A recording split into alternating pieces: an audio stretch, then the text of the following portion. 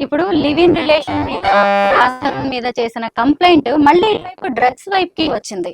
ఇప్పుడు ఇంకొకటి ఏంటంటే ఈ డ్రగ్స్ లో ఎప్పుడైతే జూన్ లో అతను అరెస్ట్ తను ఢిల్లీ నుంచి 30 గ్రాముల డ్రగ్స్ తీసుకొస్తూ అప్పుడు కూడా దొరికిపోవాల్సిన వాడు అప్పుడు కూడా ఎస్కేప్ అయ్యాడు మస్తాన్ సాయి అని చెప్తున్నారు పోలీసుల నుంచి ఉన్న ఇన్ఫర్మేషన్ ఇది.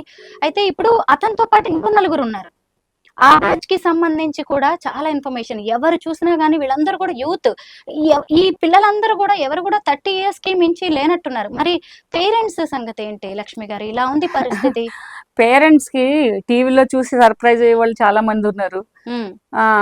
చాలా సంవత్సరాలు వీళ్ళు అదే అలవాటు చేసుకుని ఏదో ఒక రోజుని తండ్రి కంటూ పడి వాళ్ళు ఇప్పుడు ప్రీతి వాళ్ళ మదర్ కూడా ఏదో ఒక రోజు చూసి ఏంటి వెయిట్ తగ్గిపోతుంది ఏంటి ఇలా అని చెప్పేసి ఆమె రీహాబ్ లో జాయిన్ చేశానని చెప్పారు. సో పేరెంట్స్ ని మోసం చేస్తున్నారు వీళ్ళు. ఎందుకంటే పాకెట్ మనీ అని ఇవ్వడము, లేకపోతే వాళ్ళు ఆన్లైన్ ఏదో చిన్న చిన్న జాబ్స్ చేసుకోవడము, లేదా జాబ్స్ చేయడము, వాళ్ళు కన్జ్యూమర్స్ గా తయారవుతున్నారు. ఎందుకనంటే ఎవరో ఇలా ఫెడ్లర్స్ వాళ్ళకి ఇంట్రడ్యూస్ చేసి వాళ్ళని అలా తయారు చేస్తున్నారు. సో ఈ ఫెడ్లర్స్ ఏమైతే ఉందంటే ఈజీ అర్నింగ్, ఎంజాయ్మెంట్. ఇప్పుడు ఈ డ్రగ్స్ లో ఏముంటదంటే ఎంజాయ్మెంట్, సెక్స్, డబ్బు, ఈ మూడు కూడా ఉంటాయి. ఎందుకంటే ఇవి తీసుకున్నప్పుడు మనిషి యొక్క వాళ్ళు సబ్ కాన్షియస్ మైండ్ అనేది పనిచేయదు. ఆ సబ్ కాన్షియస్ మైండ్ పనిచేయలేనప్పుడు వాళ్ళు ఏం చేస్తారో ఏం లేదు. అప్పుడు ఏం కావాలి, వాళ్ళు ఏది కోరుకుంటే అది కావాలి. అది ఏం దొరకకపోతే అది దాన్ని వాళ్ళ హామ్ చేసుకోవడం కానీ బయట వాళ్ళకి హామ్ చేయడం కానీ జరుగుతుంది. అలాంటప్పుడు ఇప్పుడు వీళ్ళంతా చాలా ముదిరిపోయిన ముదిరిపోయిన నేరస్తులు అని చెప్పాలి వీళ్ళని. కాబట్టి వీళ్ళంతా తెలివైన వాళ్ళు. యాక్చువల్ ఏంటంటే తెలివైన వాళ్ళు. వీళ్ళు చేసి ఎదుటి వాళ్ళ మీద తోసేసి లేకపోతే పక్కకు పడేసేస్తాం అనుకుని కామ్గా లైఫ్ని ఎంజాయ్ చేసేవాళ్ళు. కానీ ఎదుటి వాళ్ళ మీద తోసేసినా పక్కన పడేసినా వచ్చి వీళ్ళెత్తి మీదే కూర్చుంటుందని వీళ్ళకి తెలియదు. ఎందుకంటే ఎవరు కూడా అంటే మీరన్నా చూడండి 30 ఇయర్స్ లోపు వాళ్ళ లక్ష్మి గారు అని చెప్పేసి ఏజ్ని బట్టి మెచ్యూరిటీ వస్తుంది. చిన్న చిన్న తప్పులు చేసిన వాళ్ళు కూడా ఒక ఏజ్ వచ్చిన తర్వాత 27, 28 ఇయర్స్ వచ్చిన తర్వాత లైఫ్లో సెటిల్ అయిపోవాలి, పెళ్లి చేసుకోవాలి, ఒక మంచి జాబ్ ఉండాలి, సొసైటీలో ఒక ఐడెంటిటీ ఉండాలని కోరుకుంటారు. వీళ్ళకి ఏమి అలా ఉండదు. ఎందుకనంటే వీళ్ళు తినడానికి ఎంజాయ్మెంట్ అన్ని వీళ్ళకి ఒక చోటే దొరికేస్తున్నాయి. డబ్బు, ఎంజాయ్మెంట్, తినడము, తాగడము, సెక్స్, ఈ మూడు ఒకే చోట దొరికేస్తున్నాయి. సో వీళ్ళు కష్టపడవలసింది ఏమి లేదు కదా. వీళ్ళు ఏంటంటే ఈజీ ఎర్నింగ్, సంపాదన. ఇప్పుడు ఏముంది, 50 అన్ని తినడం మానేసి 100 సంవత్సరాలు బ్రతికి ఏం చేద్దాం, అన్ని ఎంజాయ్ చేసేసి 30-40 సంవత్సరాలు చనిపోయినా పర్లేదు అనేసి ఇలాంటి వాళ్ళ మెంటాలిటీ వచ్చేసింది. ఎందుకంటే వాళ్ళకి మనం ఏం చెప్పలేము, మన టైం వేస్ట్, మన ఎనర్జీ వేస్ట్. తర్వాత మనం కూడా వాళ్ళకి ఒక ఫూల్స్ లా కనిపిస్తాం. ఏదో దొరికాం కాబట్టి గంటలు చెప్తున్నారు అనేసి లైట్ తీసుకుంటారు. సో వాళ్ళ వాళ్ళకి ప్రాబ్లం వచ్చినప్పుడు ఏదో ఒక ఫైన్ డే రిలీజ్ అవుతారు. ఆ టైంకి అన్నీ అయిపోతాయి.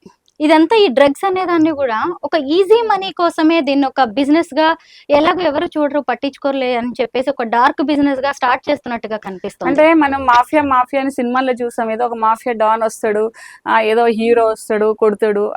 సినిమాలన్నీ ఒక 10 ఇయర్స్ బిఫోర్ వరకు మూవీస్ అన్ని ఆ విధంగా ఉండి మాఫియా డాన్ ఏంటి, అసలు మాఫియా అంటే ఏంటి, సరే ఎక్కడో బాంబేలు ఉంటావేంటి, ఎక్కడో ఏదో ఉంటావేంటి, అలా మనకేదో 1-2 రోజులు అలా మైండ్ లో తిరిగేది, అర్థం అయ్యేది కాదు కూడా ఆ చిన్న ఏజ్ లో.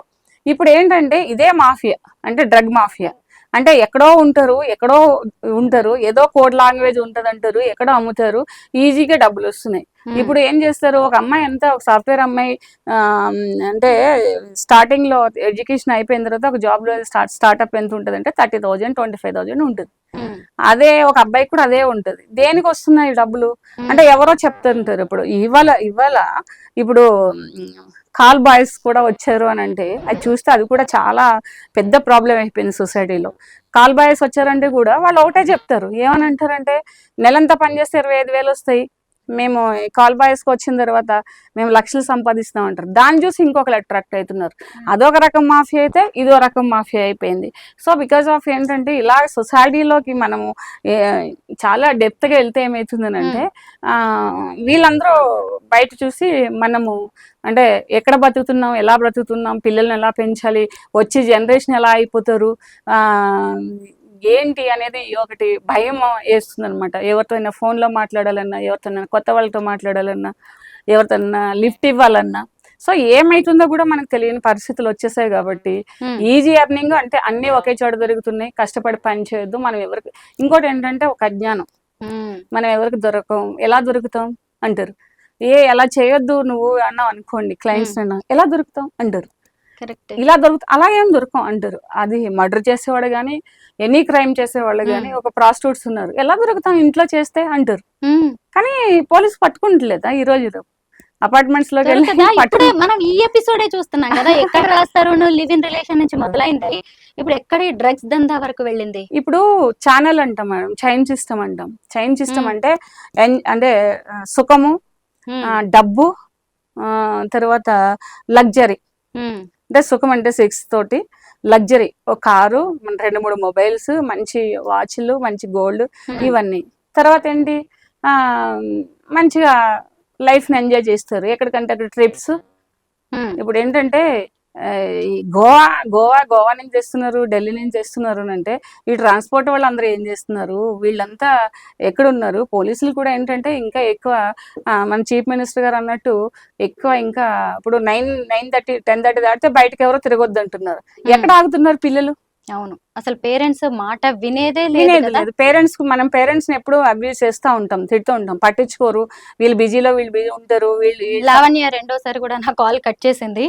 ఉమ్. మరి తను ఎక్కడుందో తెలియదు, ఎలాగో ఆన్లైన్ లోనే కనిపిస్తోంది కానీ తను కాల్ అటెండ్ చేయట్లేదు. సో అట్లా ఏంటంటే తల్లిదండ్రులు కూడా అనే పరిస్థితులు లేవు. ఎప్పుడైతే మొబైల్ ఫోన్స్ వచ్చాయో ప్రతిదీ యాక్సెస్ అయిపోయిందో, ఏమనంటే మొబైల్ ఫోన్ కొనివ్వలేదని కూడా సూసైడ్ చేసుకునే పిల్లలు మనం చూస్తున్నాం. యూట్యూబ్ ఎక్కువ చూస్తున్నాం అని తల్లి తిడితే కూడా సూసైడ్ చేసుకునే పిల్లల్ని చూస్తున్నాం. చదువుకోమంటే తిడుతున్నామని యూట్యూబ్ చేసే పిల్లల్ని చూస్తున్నాం.